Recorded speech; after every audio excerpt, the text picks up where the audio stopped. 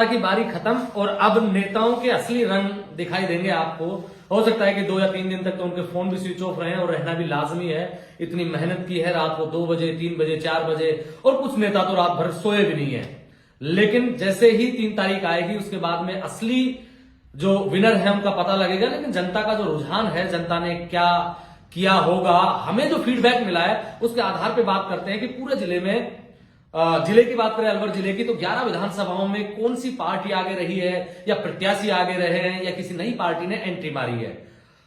लोकेश जी हमारे साथ है, केडी न्यूज से हैं और इन्होंने भी पूरा चुनाव बड़ी गहराई से कवर किया है।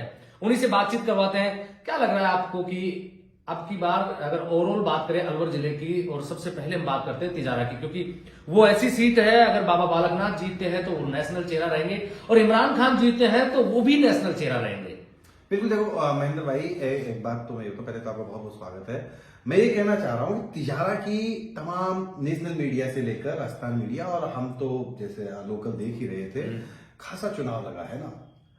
तिजारा में जो नुकसान और फायदे की अगर अपन बात करें, पहले तो और आज की तारीख में वहां जो मतदान प्रतिशत जिस हिसाब से हुआ है, ये बड़ा मतलब दोनों पार्टियों के समर्थक अपने अपने पक्ष में बता रहे हैं। अगर हम इमरान खान की बात करें तो लोग कह रहे हैं कि इमरान के पक्ष में है, और अगर बाबा बालकनाथ की बात करें, क्योंकि अमूमन मेरू समाज का पोलिंग परसेंटेज तो हाई रहता ही है, लेकिन इस बार जो 80% 5 बजे तक आ गया और भी बड़ा होगा, क्योंकि अभी फाइनल आंकड़े नहीं आए हैं। तो मुझे लगता है कि भाजपा में भी वो फायदा, हाई परसेंटेज जो जा रही है वहां होता हुआ नजर आ रहा है। मैं अगर मेरे पर्सनल व्यू से कहूं तो मुझे कुछ हद तक इमरान वहां से मजबूत नजर आता है। आप बताइए आपके हिसाब से। देखो मेरे हिसाब से लग रहा है कि वहां मुस्लिम जो मतदाताओं की संख्या अलग अलग बता रहे हैं लोग, मुस्लिम मतदाताओं की संख्या अगर मान के चलेंगे 90,000 है, और पोलिंग जिस हिसाब से हुई है, क्योंकि कभी भी हिंदू बेल्ट की पोलिंग 70% से ज्यादा नहीं रही वहां, आपकी बार 80 गई है। ये 5 बजे तक के आंकड़े अगर 85 जाती है 88 जाती है, आप ये यकीन मान के चलिए कि वहां बाबा बालकनाथ को फायदा होगा, क्योंकि 1,60,000 और 1,70,000 के आसपास हिंदू वोटर्स हैं। 90,000 अगर मुस्लिम को मान लें तो 1,70,000 है। जैसे ही परसेंटेज आप मान के चलिए कि 90% से ज्यादा पोलिंग होना बहुत बड़ी बात है। अगर ये मुस्लिम इलाकों में 90% हुई है और इस तरफ 85% भी हुई है, तो इसका फायदा बाबा बालकनाथ को ज्यादा होगा, क्योंकि वोटर्स की संख्या इस तरफ ज्यादा है। दूसरा, इमरान खान का जो व्यवहार रहा है वो मुझे लगता है कि हर बूथ से वोट उठाएगा, ये इमरान के पक्ष में जाता है, लेकिन वोटिंग परसेंटेज बढ़ना ये इमरान के लिए खतरा है। देखिए, मैं इसमें बहुत जल्दी से खत्म करूंगा क्योंकि सारी विधानसभाओं की बात करेंगे। मुझे वहां पर इमरान खान मजबूत लग रहे हैं। इमरान को मैं वहां जीत का उम्मीदवार बताऊंगा। और बाकी जो आपने बात कही उसमें कहीं ना कहीं अगर पोलिंग परसेंटेज बढ़ा है, अमूमन हिंदू वोटों का नहीं बढ़ता है। कम्युनिकल चुनाव इसी बार हुआ है, जातीय संघर्ष का होता था, लेकिन धर्म संघर्ष का तिजारा में बना, इससे पहले रामगढ़ में होता था। तो मेरे अकॉर्डिंग वहां से इमरान खान जीत रहे, और मेरे अकॉर्डिंग वहां से बाबा बालकनाथ है। दूसरी, उससे सटती हुई विधानसभा पे किशनगढ़ पे आ जाते हैं, वहां त्रिकोणीय संघर्ष की बात चल रही थी। आपको क्या लगता है कि क्या रहा? लेकिन अगर किशनगढ़ की हम बात करेंगे तो किशनगढ़ में मुझे लगा कि कांग्रेस खासी बटी हुई नजर आई। वहां सिमरत कौर ने जो भी वोट लिया होगा वो मुझे लगता है दीपचंद खैरिया का ही डिवाइड किया है। रामहित यादव वहां से शुरू से बड़े मजबूत कैंडिडेट थे और पहले भी लगातार 2 टर्म वहां एमएलए रहे। पिछला चुनाव भी अपन लगातार जो बात कर रहे थे कि यादव कैंडिडेट खड़ा होने से उन्होंने हर मैच 7,000 वोटों से हारे थे और 30,000 से ज्यादा वोट वहां सांसद करण सिंह ले गए थे। तो मुझे वहां लग रहा है कि वहां रामहित यादव चुनाव जीतेंगे। आप अपना व्यू बताइए, वहां क्या लगता है? मुझे लगता है कि वहां का जो मुकाबला है बड़ा पेचीदा है। मेरे हिसाब से अगर देखें तो वहां ना तो रामहित सिंह यादव कमजोर हैं और ना ही वहां से दीपचंद खैरिया कमजोर हैं। मैं इसको टाई पे रखूंगा इस मैच को। सिमरत का आपको क्या लग रहा है? सिमरत फाइट में है या नहीं, सिमरत फाइट में नहीं है, वोट अच्छे उठाएंगे, लेकिन रामहित से यादव वोटर्स भी नाराज हैं। वो उनका मूवमेंट अगर दीपचंद खैरिया की तरफ रहा है, जैसा लग रहा है कि उनकी तरफ हुआ है, तो ये रामहित सिंह यादव के लिए खतरा है। लेकिन मैं इसको टाई पे रख के चलूंगा। कोई भी जीत सकता है वहां, 3 तारीख को पता लगेगा मेरे अकॉर्डिंग। तो ये मेरा मत अगर जाएगा तो मैं रामहित यादव बीजेपी किशनगढ़ देता हूँ। चलिए, इसी से जुड़ी हुई महेंद्र बात करें। मुंडावर का बड़ा दिलचस्प चुनाव है। एक्चुअली वह जातीय संघर्ष का चुनाव होता है, जाट वर्सेज यादव का। आपका रुझान, अगर आपका व्यूज देखें, क्योंकि मुंडावर में आपने भी बहुत ग्राउंड देखा है, क्या रहने वाला है? वहां मनजीत चौधरी का बहुत ज्यादा विरोध इसलिए था कि वो ग्राउंड में नहीं रहे, 5 साल तक जनता के बीच में नहीं रहे, तो लोग उनको सबक सिखाने के लिए उनके व्यवहार की लोग तारीफ करते हैं। व्यवहार इन द सेंस की करप्शन नहीं किया, कोई और छोटी हरकतें नहीं की, लेकिन उनका नहीं आना हर आदमी को खटका है। चाहे वो जाट रहा हो, चाहे वो राजपूत रहा हो। और ये चीज चुनाव में बड़ी उभर के आती है। आप काम करवाए ना करवाए, उससे कोई फर्क नहीं पड़ता जनता को, लेकिन अगर आपने उनका अपमान किया, फोन नहीं उठाया, बैक कॉल नहीं किया जनता का, जनता उनसे मिलने जा रही है, नहीं मिले, तो पर्सनल अटैक होता है। वो अटैक मनजीत चौधरी को कमजोर कर रहा है। मेरे हिसाब से वहां से ललित यादव चुनाव जीत रहे हैं। देखिए, इसी बात में मैं एक बात और जोड़ता हूँ। बार बार चर्चा होती है बानसूर सीट की। यहाँ से जब रोहिताश शर्मा मोदी लहर में हारे थे तो सेम मंजीत चौधरी वाला फैक्टर उनके साथ काम किया था। बड़ी ताकत से वो नेता थे, लेकिन वो कुछ स्वास्थ्य कारणों से और कुछ उनके व्यक्तिगत कारणों से समय नहीं दे पाए थे बानसूर में।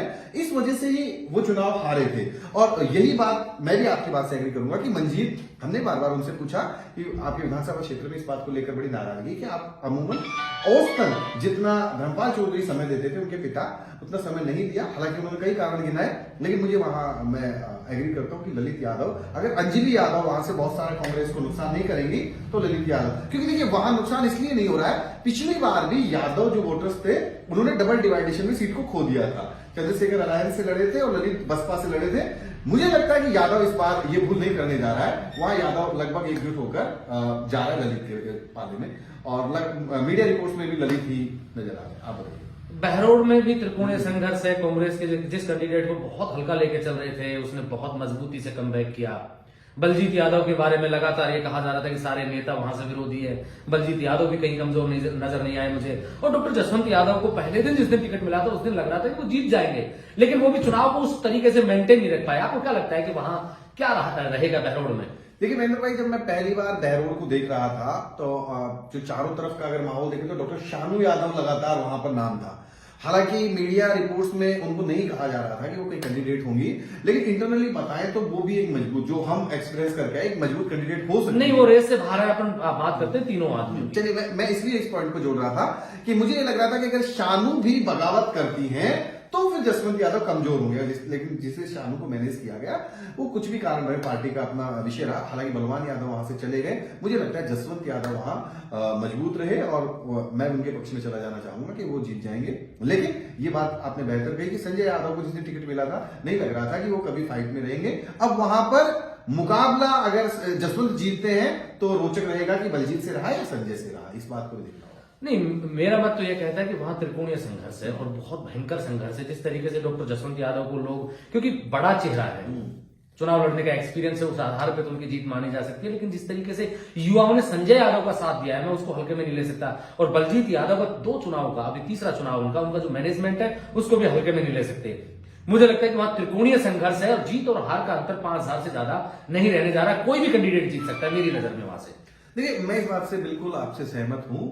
हालांकि इसकी मैं कोई बहुत ग्राउंड से पुष्टि नहीं कर सकता कि जसवंत यादव वहां चुनाव जीत जाएंगे, लेकिन मुझे कहीं लग रहा है कि थोड़ा बहुत ऊपर है।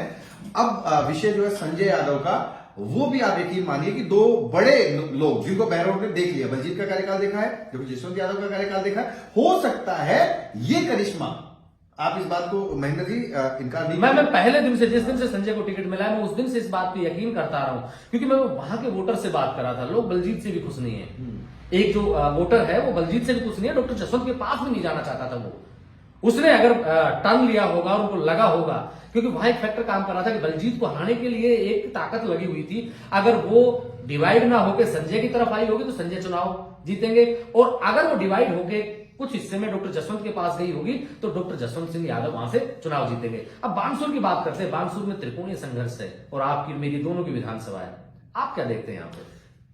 देखिए, बानसूर तो त्रिकोणीय था, मैं ऐसे मान रहा हूं, लेकिन शकुंतला रावत जो मंत्री रही, उनसे 2 खेमे नुकसान में चले गए। जो महिपाल चंदेला जो डॉक्टर थे, उनकी मिसेज नीता चंदेला उनके समाज से थी, शीशराम चंदेला को तो मैनेज कर गए। लेकिन अगर नुकसान किसी को इस चुनाव में महेंद्र भाई हुआ है तो मैडम को हुआ, शकुंतला जी को हुआ। चाहे तो एससी की बात करें, वो भी उनसे कहीं ना कहीं टूटी है, चाहे अपन गुर्जर समाज की बात करें तो भी उनको नुकसान, और एक 10 साल के एंटी इनकम्बेंसी भी क्रिएट हो जाती है। बड़ा नाम खो चुकी थी, अमूमन उतना समय नहीं दे पाई, लोग इतना समझते भी नहीं है, क्योंकि मंत्री रही, प्रभार रहा, बहुत जगह जाना पड़ा, देश में विदेश में, तो उसको कहीं ना कहीं जो आपने कहा ना कि समय ना दे पाना, ये बड़ा अखरता है।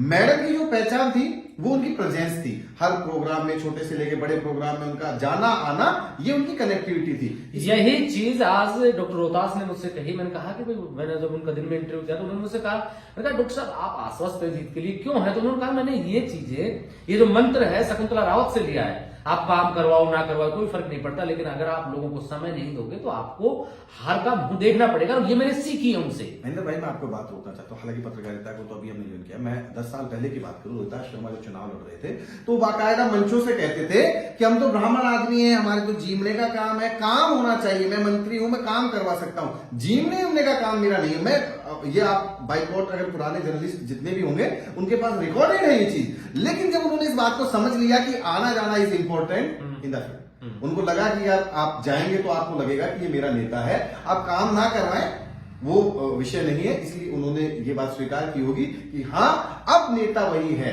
और मैं ये भी बड़ा दावा करता हूं कि अलवर जिले के आसपास के नेताओं की इस ट्रेन पे चलने की मजबूरी भी शायद शकुंतला रावत ही रही होगी। जिस तरीके से कनेक्टिविटी के लोगों ने फेस टू फेस लोगों को जाना पूरी विधानसभा में, ये खूबी रही शकुंतला रावत। जीत कौन रहा है यहाँ से? मैं इसे टफ फाइट में ले जाऊंगा। मैं यहाँ पर आजाद समाज पार्टी और बीजेपी में फाइट लगा दूंगा। इसमें अगर मुझे लगेगा तो मुझे लगता है कि दोनों में भी बराबर है। समर्थक तो हर व्यक्ति का जीता के। हालांकि मैंने आपका एक इंटरव्यू देखा था, आप बता रहे थे कि रोहतास शर्मा अच्छी स्थिति में है। बिल्कुल मैं सहमत हूं, एक अच्छी स्थिति में थे, लेकिन जिस तरीके से यादव वोटों का पिछले 2 दिनों में चर्चाएं हैं, क्योंकि फैक्ट्स तो अभी हमारे पास भी नहीं है, मूवमेंट हुआ है मुकेश यादव की तरफ। अगर एक्चुअल में 15 से 12 हजार या जो वोटों की कैलकुलेशन लोग चौक चौराहे पर कर रहे हैं, अगर यादव वोट मूव हुआ है मुकेश के पास, तो फिर देवी सिंह को फायदा हो सकता है। लेकिन अभी इसके रिजल्ट तक हमें वेट करना है। मेरी तरफ से यहाँ डॉक्टर रोहतास को इसलिए क्लियर झंडी है कि ऐसी वोटर्स एक तरफा डॉक्टर रोहतास की तरफ गया है। यादव वोटर्स की अगर बहुत ज्यादा बात नहीं माने, क्योंकि मैं यादव हूं तो मुझे पता है कि कितने लोग वहां गए हैं। मेरा व्यक्तिगत अनुमान है कि 60% के आसपास यादव वोटर्स डॉक्टर रोहतास की तरफ गया है। सैनी के वोट मिले हैं, जाट एक तरफा डॉक्टर रोहतास की तरफ गए हैं। ये सब चीजें अगर कैलकुलेट करके रखे तो डॉक्टर रोहतास का पलड़ा मैं भारी मानता हूं। मैं ये मानता हूं कि डॉक्टर रोहतास यहां से बिल्कुल जीत रहे हैं इस सीट को। मैं एक पॉइंट जोड़ देता हूं महेंद्र भाई, हवा का चुनाव और एक्चुअल चुनाव दोनों में अंतर है। अब पार्टी का जो हम चुनाव बोलते हैं ना, पार्टी देखिए देवी सिंह शेखावत पिछली बार जब निर्दलीय लड़ रहे थे तो जो आज रोहितास शर्मा की आबादी से डबल हवा उनकी चारों तरफ थी, कप प्लेट चारों तरफ था। लेकिन जो पार्टी के पास कोर वोटर 15 से 20 हजार का होता है ना, वो वोट वहां नहीं बन पाया। अब मुझे लगता है कि रोहितास शर्मा पहले दिन से ही बड़े वोटों के साथ अपना चुनाव खेल रहे थे, क्योंकि उनके पास 40 साल की राजनीति का वोट है, उसे स्वीकार भी करना पड़ेगा। दोनों पार्टी के नेता भी स्वीकार करते थे इस बात को। लेकिन अब अगर मैं इसमें माइनस पॉइंट मानता हूं, एक तो जो बेनीवाल साहब की रैली हुई थी यहां, उसका टाइमिंग देखिए, फैक्ट सही, ये दोनों नेता भी स्वीकार करते हैं। अगर वो टाइमिंग 2 से 3 का होता तो चुनाव लगातार बूम पे रहता। वहां से थोड़ा डाउनफॉल हुआ, लोग वेट कर रहे थे कि कौन कौन इनके साथ है और कौन कौन और जाना चाहता है। अब अगर इंटरनली लगा और इंटरनली अगर सब कुछ मैनेज रहा तो इस बात को भी आप बिल्कुल दरकिनार नहीं कर सकते कि रोहितास शर्मा यहां से जीतेंगे। बिल्कुल वो फाइट में है, और शुरू से लोग कह रहे थे चाहे कांग्रेस से फाइट हो चाहे बीजेपी से फाइट है तो डॉक्टर रोहितास शर्मा की ही है। अब बात कर लेते हैं अलवर शहर की। अलवर शहर को किस तरीके से देखते हैं? देखिए, हालांकि अलवर शहर में हम दोनों स्टे कर रहे हैं, रह भी रहे हैं, लेकिन लंबा समय मैंने नहीं वहां एक्सपीरियंस किया है। अगर मैं बहुत कम वहां के व्यूज को देखकर बताऊं तो मुझे अजय अग्रवाल का पलड़ा इसलिए भारी लगता है कि वैश्य समाज का एक तरफा वोट है, प्लस में जिस तरीके से मुख्यमंत्री की सभा हुई, सैनी समाज को मैसेज दिया गया। एक समय लग रहा था कि सैनी समाज के कैंडिडेट को पिछली बार वैश्य समाज ने वोट नहीं दिए, लेकिन वो लोग अब दावा कर रहे हैं कि सब मैनेज हुआ और भवर जितेंद्र का बड़ा नाम रहा। तो अगर कहीं भी लगा तो मैं अजय अग्रवाल की तरफ चला जाऊंगा। नहीं, वहां से मेरा भी व्यक्तिगत जो मत है वो इसी तरीके से है कि वहां पे सैनी वोटर्स खामोश है, खुल के नहीं बोल रहा है। जो कोर वोटर माना जाता है भारतीय जनता पार्टी का वैश्य वोटर, वो भी अपनी बात खामोश है। बीजेपी का कोर वोटर है, लेकिन वहां जो परसेंटेज कम हुआ है वोटिंग का, मुझे लगता है कि इसका फायदा अजय अग्रवाल को मिलेगा। लेकिन मैं वहां क्लोज फाइट मानता हूं। मेरी तरफ से कोई भी जीत सकता है वहां, लेकिन मैं ये कहूंगा कि वहां कुछ भी हो सकता है। देखिए, अभी ये अनुमान है और आप व्यक्तिगत, क्योंकि अभी हमारे पास भी कोई फैक्ट नहीं है ना, ये हमारे व्यक्तिगत अनुमान है। हालांकि अगर इसको अपन कहें तो 49 और 51 में रख सकते हैं। 49 में मैं संजय शर्मा को रख देता हूं, 51 में मैं अजय अग्रवाल को रख देता हूं। आप अपने हिसाब से कीजिए। मैं 50-50 में रख रहा हूं। ठीक है, इतना हो सकता है। अच्छा, इसी से जुड़ी हुई जो सीट थी अलवर ग्रामीण, अब उसके ऊपर चर्चा करते हैं। अलवर ग्रामीण में क्या लग रहा है? देखो विरोध भाजपा में कितना था, इसको नहीं दो, इसको दे दो, इसको नहीं दो, इसको दे दो, भाजपा ने टिकट दिया किसको? विरोध को ही, जयराम जाटव। बताइए क्या लग रहा है? मुझे लग रहा है कि जिस तरीके से पहले दिन जयराम जाटव को टिकट मिला था, जयराम जाटव बहुत अच्छे वोटों से जीत रहे थे।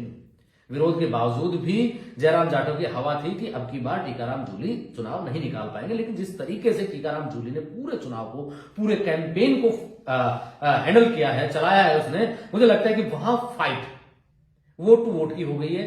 और वही जो 50-50 का मैं आंकड़ा बता रहा हूं, मुझे लगता है कि वहां से जयराम जाटव भी जीत सकते हैं और टीकाराम जूली भी जीत सकते हैं। क्योंकि वहां का जो वोटर है, ये ट्रेंड है कि आपने चुनाव को किस तरीके से चलाया है। टीकाराम जूली इस चीज में महारत हासिल कर गए, लेकिन बीजेपी का वोटर हमेशा साइलेंट रहता है। और जो बीजेपी का वोटर साइलेंट है वो बोल नहीं पाया आपकी बात, क्योंकि मैं बहुत पूरे जिले में घूमा हूं, लेकिन मुझे कहीं भी ना तो टीकाराम जूली कमजोर नजर आए और ना कहीं जयराम जाटव कमजोर नजर आए। मैं 50-50 पे जाऊंगा वहां। जी देखिए, है भी वहां ग्रामीण में 50-50 का चुनाव। लेकिन महेंद्र जी, एक बात से आप सहमत होंगे कि जिस दिन मतदान तिथि की घोषणा हुई थी, टीकाराम जूली कमजोर थे, बिल्कुल कमजोर थे। जसवंत यादव जो पूर्व मंत्री, हमने इंटरव्यू कर रहे थे, उन्होंने दावा किया था तीनों मंत्रियों के हारने का। तो हमारे फैक्ट्स में भी शकुंतला रावत हार रही है, हमारे फैक्ट्स में राजेंद्र यादव भी हार रहे हैं, और हमारे फैक्ट्स में आज से 20 दिन पहले टीकाराम जूली भी हार रहे थे। देखिए, वहां गुर्जर वोट था, वो पायलट फैक्टर की वजह से कहीं ना कहीं विरोध में जा रहा था। लेकिन ये सच है कि 15 दिनों में अगर जिले भर में सबसे बढ़िया मैनेज अगर किसी ने चुनाव को किया तो वो टीकाराम जूली ने। अब वो मैनेजमेंट स्किल्स कहां से आई, कैसे आई, वो उनका विषय है। और महेंद्र जी, हम जितना लोगों से मिले हैं, जितने लोगों से, तमाम लोगों से इंटरव्यूज हमने किए हैं, मुझे जिस तरीके से उनका डील करने का तरीका है, मंत्री जी का लोगों से, मीडिया से वार्तालाप करने का तरीका, इसका फायदा भी कहीं ना कहीं उन्हें मिलता है। तो मैं भी इसे 50-50 के जोन में रखना चाहूँ। अब बात करते हैं राजगढ़ और लक्ष्मणगढ़ की। वो बड़ी हॉट सीट बनी हुई है। विधायक वहां जोरीलाल मीणा ने बगावत करके चुनाव लड़ा है। आपको क्या लगता है कि इसका फायदा किसको मिलेगा? देखिए, वहां हालांकि मेरा बहुत लंबा समय नहीं बीता, मैं एक दिन ही वहां गया, वहां के फील्ड में। वहां का जनरल वोटर तो बीजेपी का है राजगढ़ लक्ष्मणगढ़ में। लेकिन अगर कांग्रेस की बात करें तो राहुल मीणा भी कांग्रेस से, मांगीलाल मीणा भी कांग्रेस से, मतलब बागी रहे राहुल, और जोरीलाल मीणा भी कांग्रेस से। अगर डबल डिवाइडेशन, क्योंकि वहां कास्ट का इतना फैक्टर है नहीं, रिजर्व सीट है तो लड़ेंगे वहां पर सारे मीणा। हालांकि सूरजभान धानका जो बांसुर से आते हैं, उनका इस बार वहां कोई इतना चुनाव नहीं था। मैंने वहां देखा था, एक समय चर्चा की अलवर में कि वो शायद फाइट में आएंगे, लेकिन वो तो चुनाव में आए ही नहीं। अब मुझे वहां पर्सनली व्यू से लग रहा था 4 से 5 रोज पहले कि वहां भाजपा के बनाराम मीणा मजबूत है, और वो इसलिए लग रहा था कि कांग्रेस वहां डिवाइडेड है। बाकी वहां के बारे में मैं भी बहुत ज्यादा फैक्ट्स नहीं कर सकता। मैं अगर सॉफ्ट हैंड से कहीं जा रहा हूं तो मैं बनाराम मीणा की तरफ चला जाऊँ। नहीं, मेरा भी मत यही है कि बनाराम मीणा वहां से जीत सकते हैं, क्योंकि उसके कई आधार है। पिछली बार जब उसने चुनाव लड़ा था बसपा से, उनको 35,000 के आसपास वोट आए थे। वो उसकी ताकत है। एक इलाके में उनका दबदबा है जो सिर्फ उसके व्यवहार की वजह से आते हैं। बाकी की जो बीजेपी का कोर वोटर है वो तो उसके पास जाएगा ही। शीला मीणा जो राजगढ़ लक्ष्मणगढ़ क्षेत्र से चुनाव लड़ रही है, उनका यह है कि उसको जो नजदीकी का वोटर है, जो वहां पे क्या है कि लक्ष्मणगढ़ का जो एरिया है, वो लोग ये चाहते हैं कि हमारा स्थानीय उम्मीदवार जीते। वो बनाराम मीणा को पॉजिटिव कर रहा है। जोरीलाल मीणा भी हल्के नेता नहीं है, बड़े नेता रहे हैं, विधायक है वर्तमान में। वो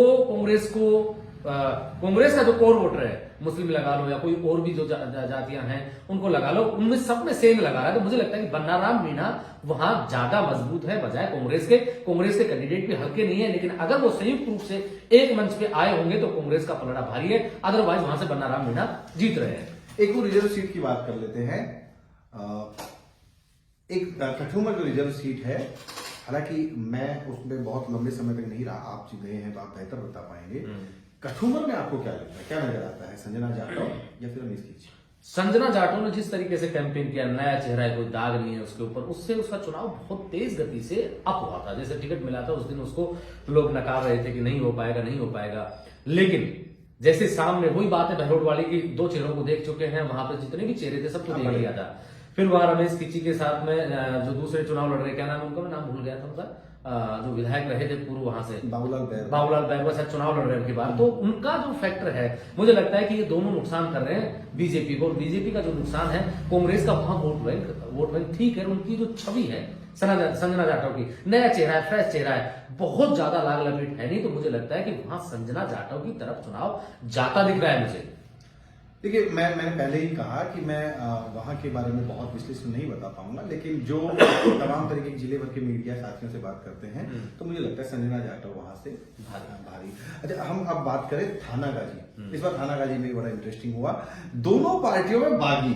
अगर बागी की बात करें तो कांग्रेस में तो बहुत सारे बागी नहीं थे, लेकिन कैलाश मीणा जिस तरीके से कैंपेन कर रहे हैं, अगर वो कांति मीणा को नुकसान करते हैं तो भी रिजल्ट पे इफेक्ट पड़ेगा। और वहां भाजपा से हेमसिंह पठाना को, चाहे भूपेश राजावत हो, चाहे रोहतास गांगड़ हो, तो बागियों ने बड़ा थानागाजी को चर्चित किया। आपको क्या लगा, थानागाजी में क्या नजर आ रहा है? मुझे थानागाजी में नजर आ रहा है कि कांग्रेस ने जिस तरीके से कांतिलाल मीणा के अलग हो रहा है, वो निर्दलीय चुनाव लड़ते हैं, निर्दलीय चुनाव में उसकी त्रिकोणीय संघर्ष में कांतिलाल मीणा ज्यादा भारी पड़ते हैं।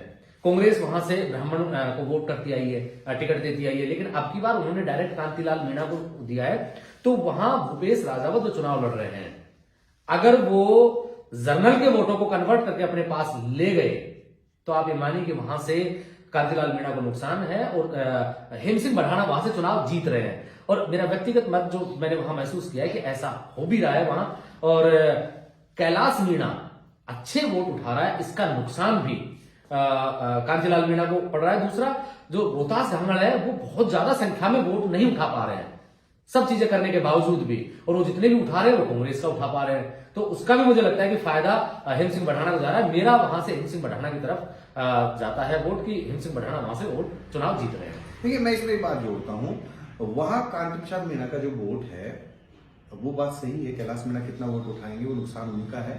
लेकिन देखिए, वहां एक जोगी समाज का बड़ा वोट बैंक है, 15 से 16 हजार संख्या वहां लोग बताते हैं, क्योंकि जातिगत आंकड़े तो किसी के पास है नहीं, अनुमान है, हम भी वहीं से लेके आते हैं। तो उर्मिला जोगी को जैसे गहलोत सरकार ने मर्ज किया, राज्य मंत्री का दर्जा दिया, तो कहीं ना कहीं ऐसा लग रहा था कि जोगी समाज उनके साथ चला जाएगा।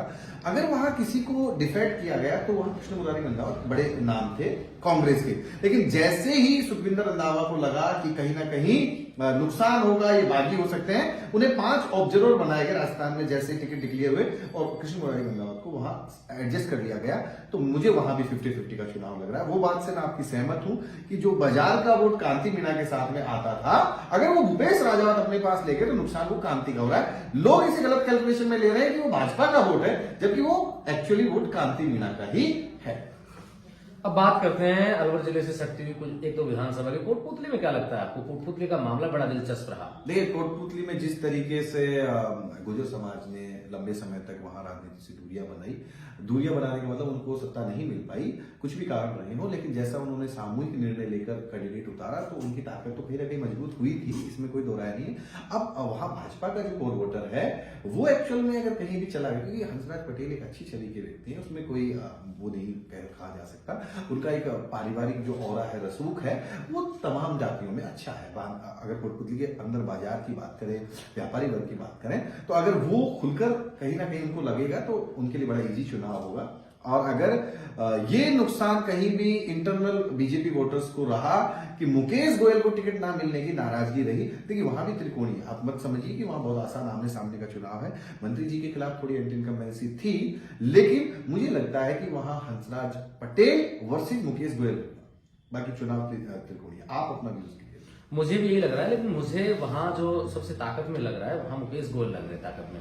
उसके पीछे का लॉजिक मेरे दो है कि एक तो सारी बीजेपी मुकेश गोयल के साथ में, दूसरा पिछली बार भी उनको वोट कम नहीं आए थे, लोग उनको 10,000 में 15,000 में आंक रहे थे, जिस तरीके से संजय यादव को की बार बहरोड में आंका जा रहा था। उनको जो पिछली बार वोट मिला था वो उनकी ताकत है, और जितना भी नाराजगी का राजेंद्र यादव की जो नाराजगी का वोट है वो भी सीधा सीधा ट्रांसफर हो रहा है मुकेश गोयल को। और राजेंद्र यादव की हल्की नाराजगी नहीं है, उनकी नाराजगी, उनके जो खोदे हुए गड्ढे हैं वो बहुत संख्या में, बहुत ज्यादा संख्या में खुदे हुए हैं, उनको वो मिटा नहीं पाए, और वो सीधा का सीधा जो वोट है वो ट्रांसफर हो रहा है मुकेश गोयल को। और रही बात गुजर वोटर की, गुजर वोटरों में एक धड़ा ऐसा भी है जो नहीं चाहता कि हंसराज पटेल, क्योंकि राजनीति सबको करनी है, ठीक बात है, राजनीति सबको करनी है, तो मुझे लगता है कि वहां से भी एक मैसेज रहा होगा, मुझे पता नहीं है, लेकिन राजनीति में ऐसा ही होता है, जिसको टिकट नहीं मिलता तब तो पार्टी के गीत गाते हैं, और जैसे ही टिकट कट जाता है तो पार्टी को छोड़ के दूसरे के गीत गाने लग जाते हैं। मुझे लगता है कि सब चीजों का जो कॉम्बिनेशन है, क्योंकि हंसराज पटेल का जो विरोध रहा है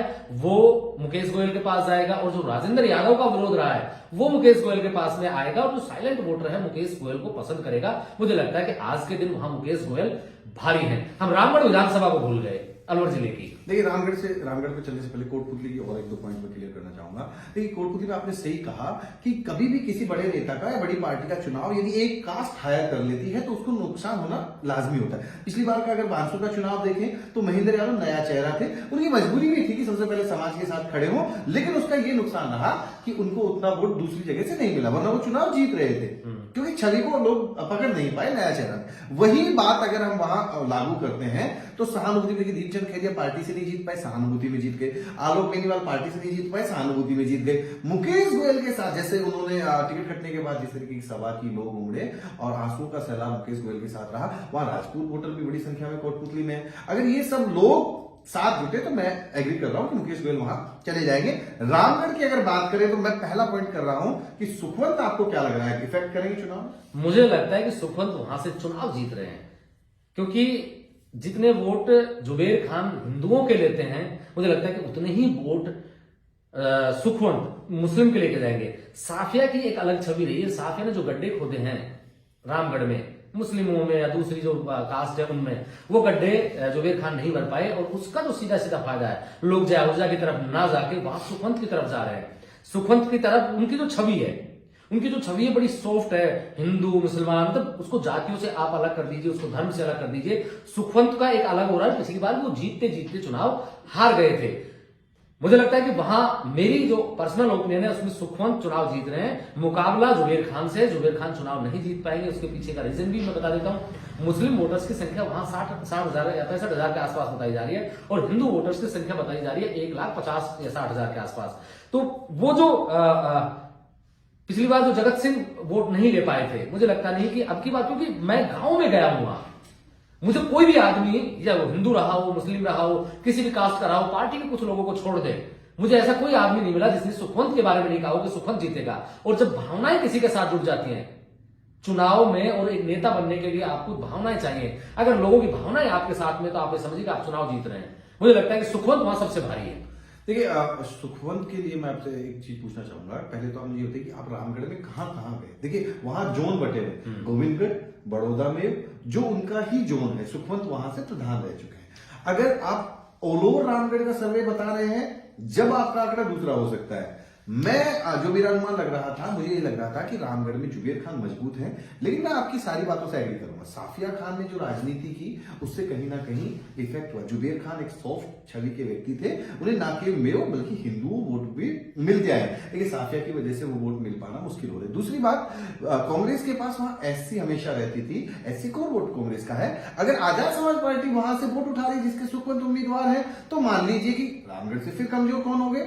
जुबेर खान कमजोर। मैं एससी की कम्युनिटी में गया हूं, एससी के कई लोगों ने मुझे बताया कि हम लोग सीधा मतलब वहां मुझे लगा ही नहीं कि जयाहुजा को पसंद कर रहा है। आप मुझे केवल ये बताइए, आप गोविंदगढ़ बड़ौदा में थे या ऑल ओवर रामगढ़ को? ऑल ओवर रामगढ़ में मैं घूम के आया हूं, मुझे ऐसा कोई आदमी नहीं मिला कम से कम हिंदू वोटर्स में जिसने ये कहा हो कि हम लोग जयाहुजा को वोट करें। मुझे हर आदमी ने, जिससे भी मैं मिला हूं, मुझे हर व्यक्ति ने ये कहा कि सुखवंत। तो लोगों की जो भावनाएं है, मैं फिर कह देता हूं, चुनाव लड़े जाते हैं लोगों की भावनाओं से, और लोगों की अगर भावनाएं आपके प्रति हैं तो फिर आप चुनाव जीतते हैं। वो वोट डालते नहीं, डलवाते भी हैं। भावनाएं अगर आपके साथ जुड़ी हुई तो लोग वोट डालते नहीं, वो डलवाते भी हैं। मैं एक वाक्य बताता हूं। देखिए हम राजगढ़ लक्ष्मणगढ़ से जब आ रहे थे तो बड़ौदा मेव से मैं रुका था, तो मुझे जब बड़ौदा मेव में मैं था तो चारों तरफ नीला ही नीला नजर आ रहा। मुझे लगा कि हो सकता है वन साइडेड चुनाव हो रहा होगा। जब मैंने वहां बहुत सारे लोगों से चर्चाएं की और उसी दिन इत्तेफाक से सुखवंत से भी हमारी मुलाकात हुई, तो वही वाली बात की सहानुभूति, सिंपैथी जो है ना, क्योंकि 70,000 वोट पिछली बार उन्होंने लिए, तो कमजोर तो आप कैसे कहेंगे भाई, व्यक्तिगत लाइक। दूसरी बात, इंपॉर्टेंट बात क्या है, मुकेश गोयल की बात करें आप, ललित यादव की बात करें आप, सुखवंत की बात करें, ये लोग हारे जरूर लेकिन इन्होंने जमीन नहीं, लेकिन उन्होंने जमीन नहीं छोड़ी और लोगों का दिल जीता है। बस ललित यादव ने क्या किया, हर व्यक्ति को कहा कि आपने मुझे वोट दिया नहीं दिया, मैं विधायक हूं नहीं हूं, लेकिन मैं आपका काम करूंगा। पानी चाहिए पानी दूंगा, डीपी चाहिए डीपी दूंगा, ट्रांसफर चाहिए ट्रांसफर। और यही मुकेश गोयल की ताकत है। उन्होंने भी चाहे रकबड़ी की बात करें, हो ना हो, जनता कनेक्टिविटी चाहती है, आपसे काम नहीं हो रहा तो भी लोग वही सुखवंत के साथ वहां हुआ है। सुखवंत 5 साल वहां रहे और पीक में जब कोरोना था, महेंद्र भाई आप इस बात को मान के चलिए, कोरोना में जो इंसान जिसके साथ खड़ा, इमरान की ताकत बनी है, महाराज जी नया चेहरा हो गया तिजारा में, हालांकि सांसद है लेकिन वो वहां समय नहीं, उनका बड़ा क्षेत्र है तिजारा इंडिविजुअल, उनको क्या पता था कि मुझे चुनाव लड़ना है। इमरान की ताकत, वहां 50 लोगों से पूछो, हिंदू कम्युनिटी से पूछो, वो एक बात कहते हैं कोरोना में हमारे लिए इन्होंने काम किया, गाड़ी दी, ये दी, तो इसका फायदा कहीं ना कहीं मुझे होता नजर आ रहा है। तो मेरे ख्याल से रामगढ़ में सुखमन लग रहे हैं। अच्छा, मैं कोरोना से एक चीज से बड़ा असहमत हूं। कई लोग कहते हैं कि कोरोना में मैंने ये किया, मैं कहता हूं उस दौर को लोग याद नहीं करना चाहते।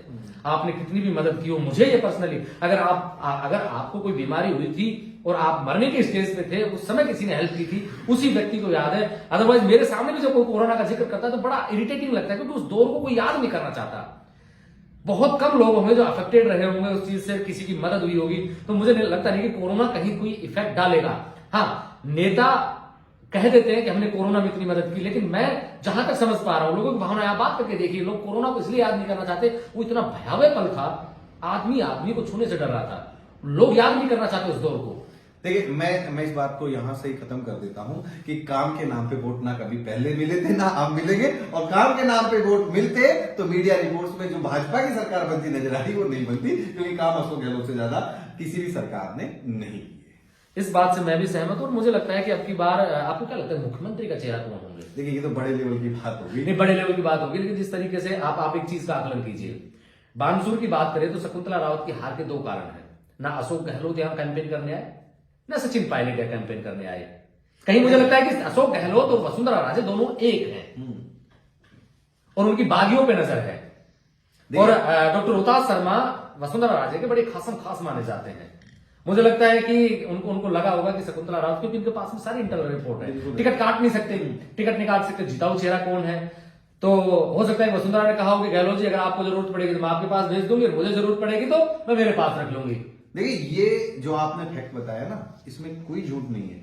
हर व्यक्ति अभी से, ये एक रूमर भी लगातार 500 घूम रहा है, आपको बताओ, कल से लोग कह रहे हैं अशोक गहलोत का रोहतास शर्मा के पास फोन आया है, और आप इसको मना भी नहीं कर सकते। देखिए भाई, इंटरनल रिपोर्ट सबके पास है, कौन कहां से जीत रहा है सबको पता होता है। तो अब लोगों को लग रहा है जैसे त्रिशंकु की तरफ अगर राजस्थान जाएगा तो लोग लगता है कि यहां से ये जीत सकता है, मैं अपने कनेक्टिविटी में रखूं, यहां से ये लगता है मैं, और जिताने की कोशिश की जा रही है। लेकिन मैं इस बात को कह देता हूं कि अगर तोड़ फोड़ की कहीं भी गुंजाइश हुई तो सबसे बेहतर मैनेज करने में अशोक गहलोत माहिर हैं, क्योंकि भाजपा में कई चेहरे आपस में टूट रहे हैं, यहां केवल दो लोगों की लड़ाई है, दूसरे को उन्होंने एक लेवल पर समेट दिया है। नहीं, समेट दिया, मैं इसलिए कह रहा हूं कि मुझे लगता है कि मुख्यमंत्री अगर बीजेपी की स्पष्ट बहुमत से सरकार नहीं आई, जो मुझे लगता नहीं कि आ रही है, मुझे लगता है कि उस कंडीशन में या तो वसुंधरा राजे मुख्यमंत्री होंगी या फिर अशोक गहलोत। इस बात से मैं इत्तेफाक रखता हूं, क्योंकि दोनों की केमिस्ट्री बड़ी गजब की है। देखिए, इसमें छोटे चुनाव की बात करते हैं। नगर पालिका में जब चेयरमैन का चुनाव होता है तो 5 आदमी 7 आदमी 35 वार्ड है टोटल,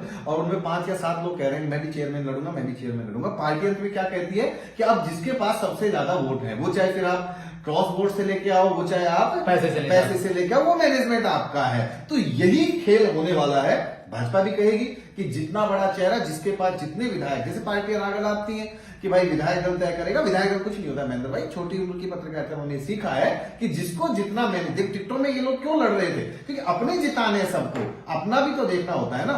वही कांग्रेस में और वही भाजपा में, मुझे भाजपा में लड़ाई अंदरूनी ज्यादा लगती है, लेकिन इस बात को मानिए कि भाजपा में अगर कोई सबसे बड़ा मैनेजमेंट है तो वसुंधरा राजे, और कांग्रेस उसके सामने सब फेल है। सब, और कांग्रेस में तो आप मना ही नहीं कर सकते। ना जाने कितनों ही बड़े नेताओं को सलीके से लगाया अशोक गहलोत ने, और अभी तो वो बार बार कह रहे हैं कि कुर्सी छोड़ना ही नहीं चाह रही, तो आप कैसे कहेंगे? जिस दिन वो खुद कहेंगे उसी दिन वो कुर्सी छोड़ेगी, उससे पहले कुर्सी छोड़ने वाली नहीं। मतदाताओं का दौर चला गया है, नेताओं का दौर आएगा अगले 5 साल तक। आप हमारे साथ जुड़े रहे। आप देख रहे हैं ब्लैक एंड व्हाइट सच और केडी न्यूज। मैं महेंद्र यादव और मेरे साथ हैं लोकेश वर्मा। जय हिंद, जय भारत।